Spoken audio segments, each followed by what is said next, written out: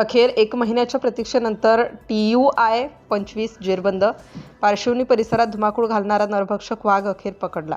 पारशिवनी तालुक्यातील ग्रामीण भागात मागील 1 महिन्यापासून भीतीचे सावट निर्माण करणाऱ्या नरभक्षक TUI 25 या वाघाला अखेर वनविभागाने जेरबंद करण्यात यश मिळवले. ट्रॅप कॅमेरे, पिंजरे, सततची शोध मोहीम आणि तज्ज्ञ पथकाच्या अथक प्रयत्नानंतर शनिवारी दिनांक 7 सायंकाळी हा वाघ पकडण्यात आल्याने परिसरातील नागरिकांनी सुटकेचा निश्वास टाकलाय. मागील महिनाभरापासून पारशिवनी तालुक्यातील जंगल परिसरातील भागीमहारी, कालभैरव पेठ, पेंढरी, आमगाव, टेकाडी, कन्हादेवी, हिटीखेडा, कुसुमधरा, सकरला, निंबा तसेच लगतच्या गावांमध्ये या वाघाचा वावर वाढला होता. वारंवार शेतकऱ्यांच्या जनावरांवर हल्ले होत असल्याने नागरिकांमध्ये भीतीचे वातावरण निर्माण झाले होते. काही दिवसांपूर्वी मानवावरही हल्ला झाल्याने या वाघाला नरभक्षक घोषित करण्यात आलं होतं. त्यामुळे सायंकाळ होताच गावातील रस्ते ओस पडत होते, तर शेतकरी शेतात जाण्यास घाबरत होते.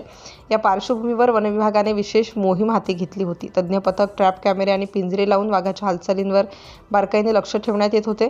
वनाधिकाऱ्यांचे पथक सातत्याने जंगल परिसरात गस्त घालत होते. अखेर योग्य संधी साधत वनविभागाच्या पथकाने या वाघाला जेरबंद करण्यात यश मिळवलं. या वाघाला सुरक्षित वनक्षेत्रात हलवणे किंवा बचाव केंद्रात ठेवण्याचा विचार वनविभाग स्तरावर सुरू आहे. मागील महिनाभरापासून निर्माण झालेल्या भीतीच्या वातावरणामुळे नागरिक त्रस्त झाले होते.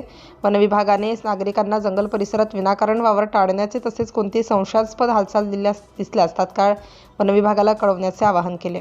या पथकाला मिळाले यश. नागपूरच्या उपवनसंरक्षक डॉ. वनिता व्यास, रामटेकचे सहाय्यक वनसंरक्षक गोविंदा लुचे, पारशिवनीचे वनपरिक्षेत्र अधिकारी राहुल शिंदे, सहाय्यक उपवनक्षेत्र अधिकारी JP मेंढे, निंबाज पराग भूते, पशुवैद्यकीय अधिकारी TTC डॉ. प्रियल चौरागडे, वनरक्षक सूरज बेले, प्रकाश काळेकर, S पिल्लेवार, अक्षय जाधव, शुभम बेले, अनिकेत तिवाडे, कांचन गजभिये, रोशनी ढोरे, शुभांगी कुरंजेकर, नागपूर TTC पथक तसेच पारशिवनी येथील प्राथमिक प्रतिसाद पथक यांनी संयुक्तरित्या ही मोहीम राबवून TUI 25 या वाघाला पकडण्यास यश मिळवलं.